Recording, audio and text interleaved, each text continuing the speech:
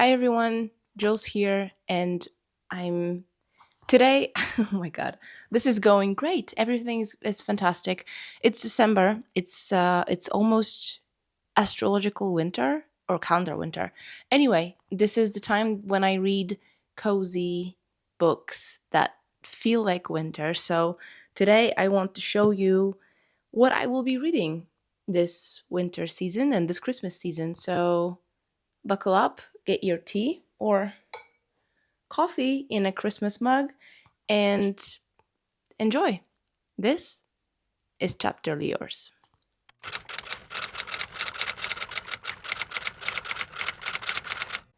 Although, before I go into details of all the books that I want to talk about, a little personal announcement. I passed CIPPE on December 5th. No, December 4th. Wow. On December 4th, and I am certified um, information privacy professional for Europe, which is great. It cost me so much mental, like space, mental strength, and resilience. And I was going through it. I'm not going to lie to you. I was going through it, but I passed, and we leave this stressful moment behind us now. The reason I'm telling you about this is because for this past month, as I was studying very diligently and a lot, I haven't read a single page of a book that wasn't European data protection law and practice. I haven't watched anything new besides re-watching Ted Lasso over and over and over and over again because I didn't want my brain to absorb any new information. So the moment I passed and I went back home, celebrated with my parents, then celebrated with my friends, I came back to my apartment, to my home, and I read Frankenstein. I picked it back up and I finished it a couple of days later. Now I'm almost done with Brave New World, and I cannot wait to share that one with you as well.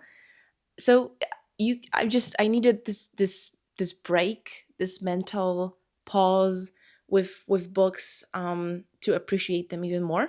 This is why today I have two stacks here that I want to talk to you about. And yeah, we'll see. But I'm very proud of myself, and obviously I got myself a gift for passing the certification, and it was books. I got myself books that I will talk about today. But yeah, so let's begin. Very chaotic. Also, I don't know if you can see, but my plant here, his name is Jutek, and he has two new stems, and this is great. I've noticed that if you obviously have to take care of your plants, right? But when you leave them alone, when you don't fuss, they thrive. So that's great. Okay, so this is awesome, and I love how all of those editions are so special to me, and there is a story behind everyone. So let's start with book number one that I will be reading this winter season, and those are Grimm's fairy tales. And this is a beautiful edition that I got last Christmas. I got last Christmas from my best friend. She gave it to me, and I think I spoke about this in a book haul video a while back. Anyway, those are this is a collection of all of their fairy tales, and I've just noticed here that it was first published in 1823. Um, I recently started appreciating. I had this epiphany when I was thinking about the Count of Monte Cristo because I discovered Reddit as I was preparing for my certification. I discovered Reddit, and a couple of days ago, I discovered on Reddit a community called Reading of Monte Cristo. So basically, an annual reread of The Count of Monte Cristo, which is fucking amazing, if you ask me. But the reason I'm telling you about this is that I started really appreciating books that were written so long ago and they are still considered classics. Count of Monte Cristo is one. I was debating whether I should put Count of Monte Cristo on this list, but because I do reread it every couple of years, but not necessarily in winter. It's just whenever I feel like it. And to be honest, the second I passed the certification, I was like, I should read it. It's over 1,000, like 1,100 pages. 1,100 is that? I'm not good with math. 1,100 pages. Okay, you know what? Just never mind. But I have another brick of a book from my friend that I got for my birthday this year. It's called Colony, and it's volume one of a sci-fi series, which I'm excited about. So I probably will do that instead. Anyway, back to the Grimm Brothers fairy tales. This is I love this edition because it is grim-ish, and I cannot wait to dive into it. And the best part in reading fairy tales is that you really don't have to read it all at once, which is something that I started appreciating not so long ago. Sometimes a book can be overwhelming, and if you are in a reading slump, picking up something that is not really necessarily super connected, like Grimm fairy tales, or a polar opposite, and that will be Joanne Didion's um, pieces of writing. You can just relax into it, ease into it. So definitely those fairy tales will come first on my winter reading list as soon as I finish A Brave New World, which is fantastic, by the way. The second book is very special, and I discovered it last year. This is called The Dark is Rising, and it is a part of a series. This is a series for young adults, I would say, or kids. I know that if I was to read this one when I was a kid, I would probably be 10 times more in love than I am now. So far, I have read two books of the series. The reason this one is perfect for winter is because it is happening, so you can read it. I'm not great at this today. You can read it a chapter in a couple of days. So every chapter every couple of days. Wow, Jules, every couple of days you read another chapter, and it builds up to Christmas Eve and goes through the winter solstice as well. It's a great book, adventure. It draws from English myths and Arthurian legends. It is a great book. It's very captivating, and I would recommend it to everyone. Susan Cooper wrote this series, and I've noticed that every winter, every December, people are going back to this particular volume just because it kind of builds up to Christmas. This was initially published in 1973. And as you can see, the first chapter starts at Midwinter's Eve. So it's pretty easy to calculate when to read what. And what I really appreciated about this book when I read it last year is how fun it was to make this kind of your little bookish advent calendar that you can just read a chapter a day or every 2 days, because you want it to be right there caught up into the story. And books like this that are kind of happening in real time but are still magical, whimsical, is something that I appreciate as an adult so much, because books are a form of escape to me. They always were. And having something that is rooted in reality but still magical, perfect. That's just the perfect blend. Now that I think about this year was really tough for a lot of my friends and family. It was tough for me too, mainly because I was worried about them. So I'm not really sure if there will be another video before New Year's. I hope there will be.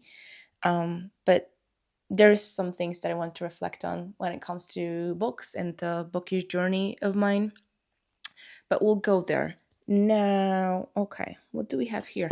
I did not think this video through. I just woke up this morning thinking my voice is kind of raspy. I should be using that because, yes, I'm feeling very under the weather. But who cares?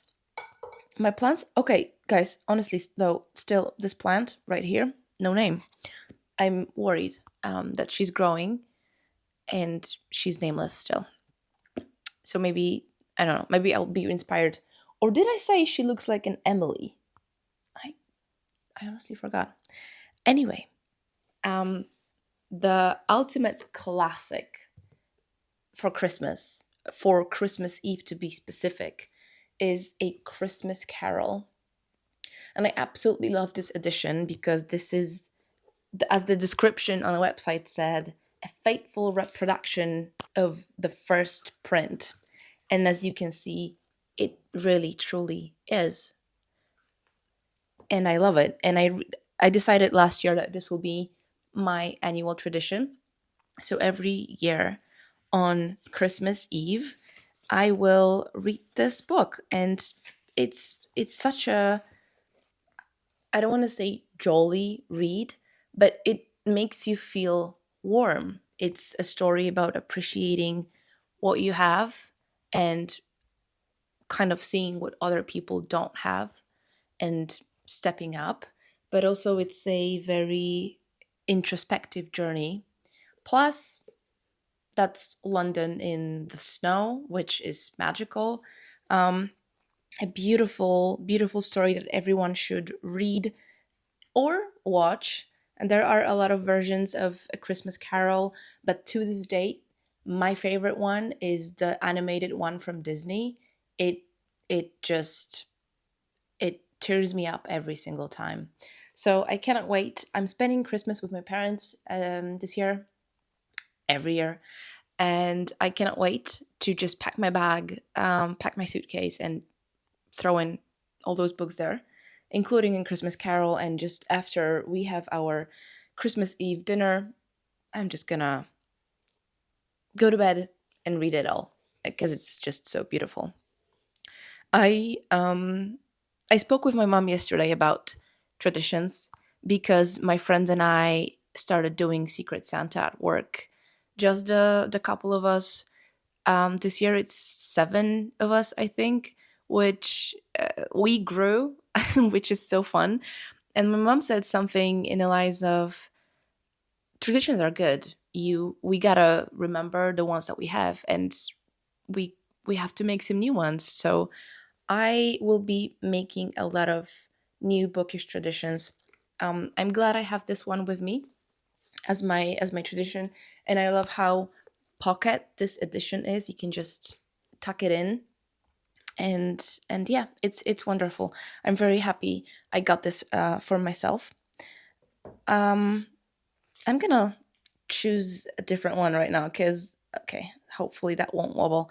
I want to, speaking of traditions and things that have meaning and value, I got this wonderful set of the Chronicles of Narnia from my late grandfather years and years and years ago. Um, it is in Polish, and it is incredibly special to me. It's beautifully illustrated and it's in Polish, which is reading books in Polish will always and forever be this wonderful memory for me because that's how I got into reading books. But you can see all those illustrations here, and I don't know.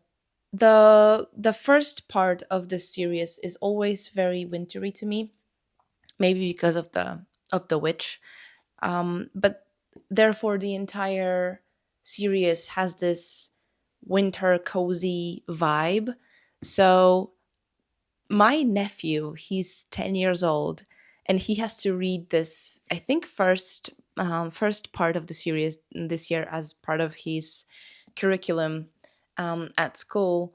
So maybe this is a time for me to reread this as well, because I'm not sure I've read all of them. I've definitely read, like in this first volume I have three of them, and I'm pretty sure I finished this entire volume, but I'm not sure I've ever picked up the remaining four books, which is exciting because I will get to experience this for the first time. So, Chronicles of Narnia by C.S. Lewis. C.S. Lewis is one of my favorite writers of all time. Very magical, very rooted in my childhood. So I cannot wait. This might feel like the fresh perfect start fresh for reading this. And like I said, these books were given to me by my grandfather. There was also a sleeve for them, but since I started running out of space in my bookshelves, I had to say goodbye um mm, to the sleeve. But things we do for love. I I wonder if it's just me associating the Chronicles of Narnia with winter, or is it everyone else as well? Because of that first part happening somewhat in winter attire. But, we never know. Now, one of the things that I learned this year was that Tolkien did something absolutely wonderful for his children.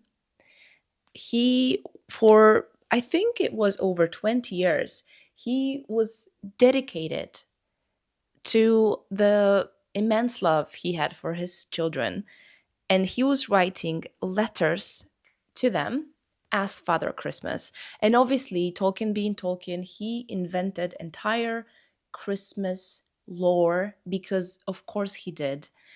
But so I've never read any of those letters. So this will be right after I finish Brave New World, which probably will be this weekend. I am picking this up.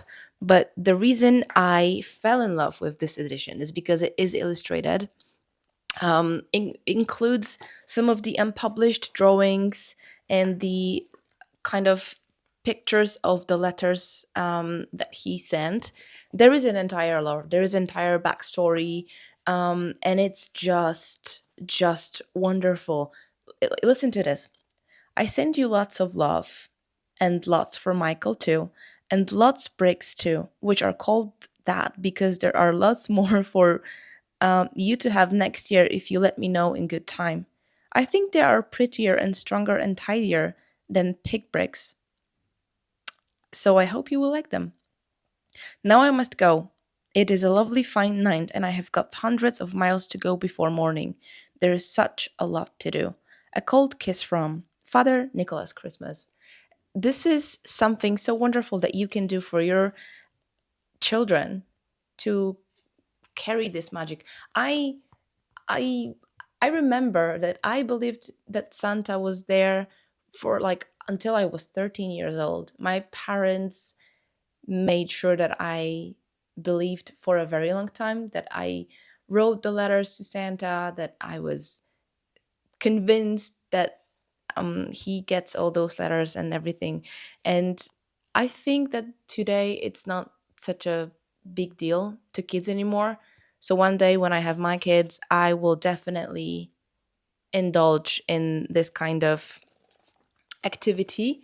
Perhaps not as, broad as Tolkien did, because I'm not sure if that's even possible, but just look at this.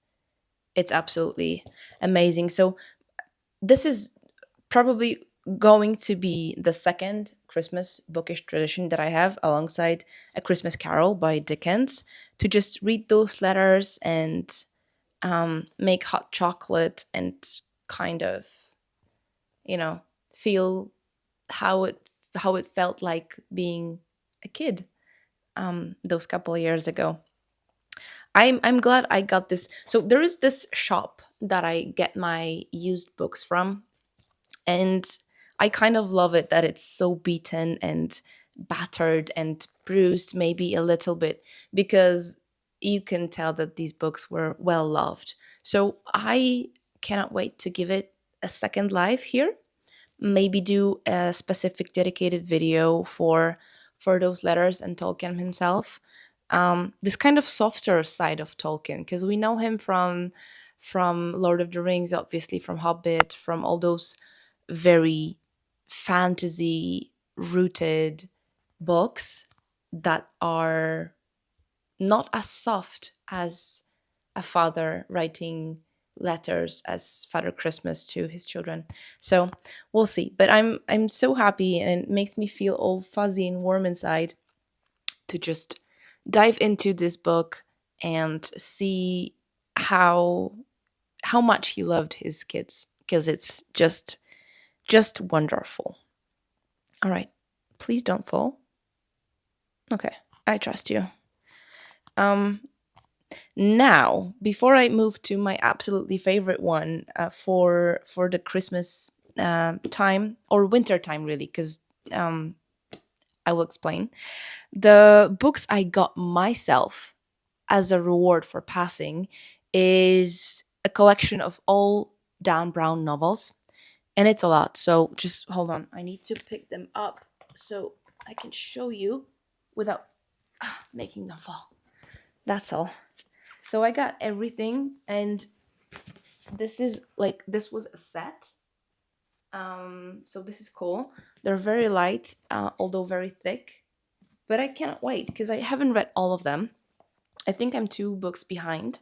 So and and the copies that we had at home, they're are at my mom's. She's rereading them now, so she kind of inspired me to do the same. And well, sometimes a girl needs an excuse to get books, so I decided, well, I pass. I get myself some books. So I went with the set. I have the entire Robert Langdon series, but also the two, oh god, this is tricky, standalone books that I remember reading, and they were fucking brilliant. Honestly, Deception Point and Digital Fortress. I remember staying up all night reading those because, as Roy Kent said it, the chapters are so short you can't just put it down. You just want to go into next one, go into the next one, and then boom, you are up all night on a school night and not regretting your life choices. So yes, I got myself a set and probably will be giving it a whirl sometime soon. I do have to make some kind of order of the books. Okay, wobbly, like penguins. Um, because there are so many things that I want to read because I haven't read for such a long time. I don't know. I will figure it out. But it's a good kind of stress, like stressing about books that you want to read and in which order. That's just fantastic. But I also got myself the newest addition to the Langdon series. It's called The Secret of Secrets, based in Prague. The astronomical clock is here. Unfortunately, though, it doesn't match my other editions, but that's fine because I kind of like those. Like I like this one. It's beautiful. It has a different cover when you take out the sleeve, which I appreciate because they're so pretty. So maybe I don't know when, but I will. I have so much to read that I'm excited. I'm waking up early these days, not to study, but to read, which is honestly fucking wonderful. I'm telling you guys, my notes from the exam are here on the floor because I despise them. So I can see the GDPR, the mock exams, and the entire binder of my handwritten notes. Um, yeah, no, I'm never reading that ever again in my life. No.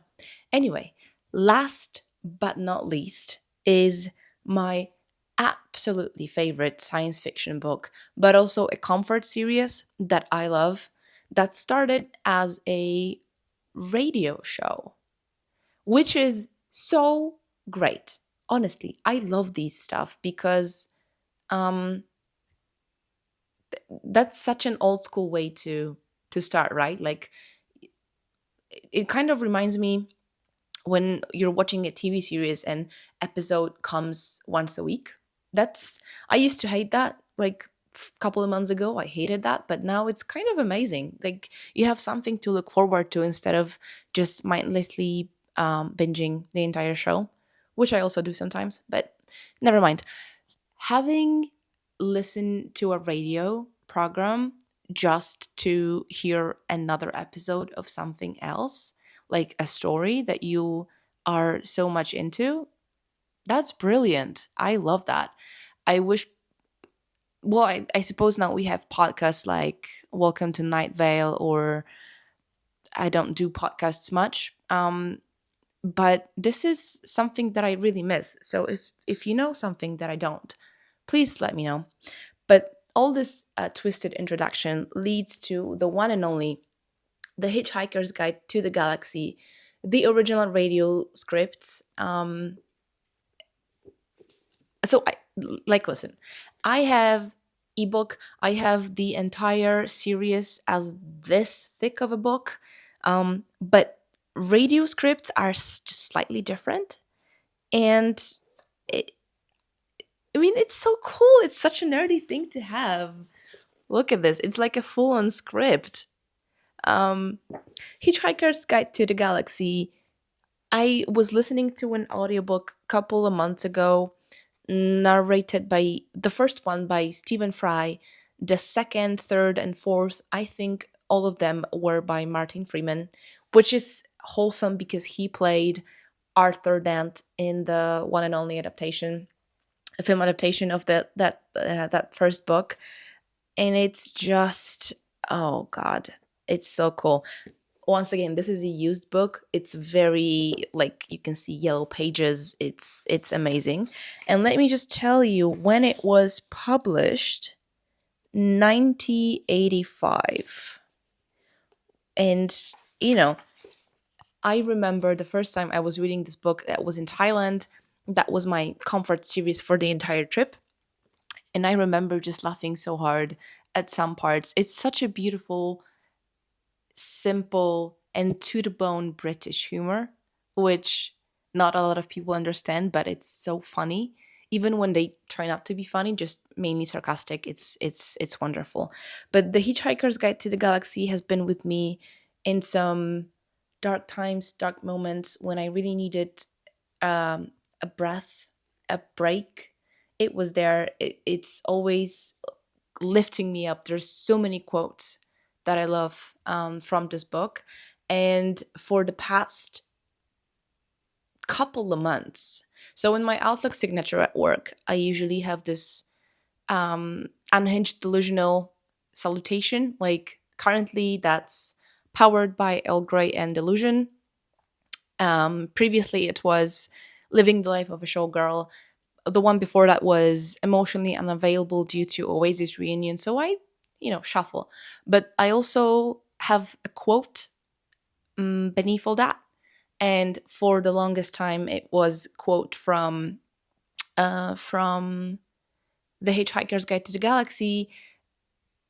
And now I switched to another one from that series, which is great. That one that I have right now is about deadlines, like something along the lines. I love deadlines. I love the swooshing sound they make as they flew by. It's so cheeky, and I love it.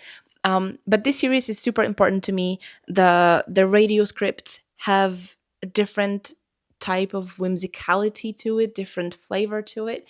I I found the radio um like radio program, radio audition, I don't know, radio thingy for the War of the Worlds, which was mind blowing, as we know.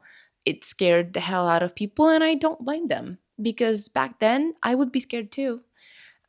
So I will definitely look for the audio, the transcripts that I have from the original radio transmission of that series, and we'll see if it carries the same magic. I think it does, because the build up Douglas made to the answer to life, universe, and everything else was fantastic, and then the answer was hilarious, and it carries around everywhere with people.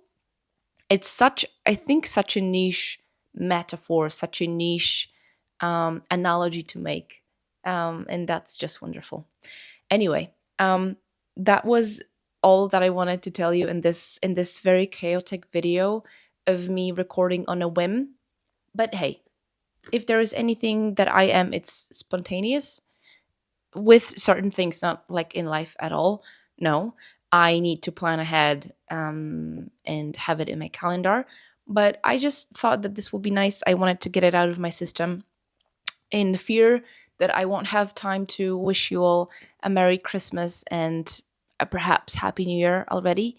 I know that I said before that it was a tough year, and it was, but it was also full of beautiful moments and unexpected moments. And I'm so grateful for everything that happened, even hard, because I know it was happening for a reason. What was the reason? I don't know. Well, maybe we'll find out soon. But I will try.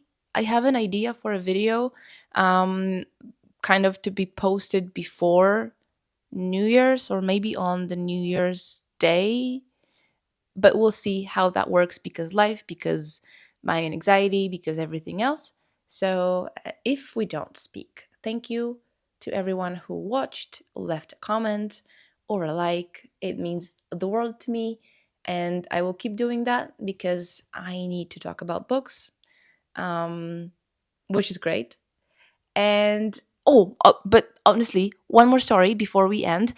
The reason I feel so good talking about books is because my best friend, she's doing pop quizzes in Wrocław. She is in the league. She competes with other teams in Wrocław and then in the grand finale with other teams from Poland. Long story short, she was at a pop quiz a couple of weeks ago, and they were, I think it was about uh, trailers for sci-fi, upcoming sci-fi movies or movies in general. And there was a trailer of a new movie based on a book that I spent like 15 minutes raving about, like saying that Andy Weir is the new best sci-fi author of all time, um, with Martian and Artemis, and now Project Hail Mary. And I kept saying to her how Project Hail Mary was a fantastic book, how I got the opportunity to speak with Andy for him to answer a couple of my questions, and it was amazing. And she remembered all that because she's my best friend. Of course, she listens to when I ramble, but that tidbit of information that I gave her about Project Hail Mary, about like the premise of it and the movie and who's going to play in it and how excited I am. And she used that knowledge to guess what movie was that. So, see, it sometimes pays off to listen to your fellow book gremlin talk about books. Anyway, thank you guys. I will see you soon and have a wonderful December and winter reading. Thank you. Bye. Love you.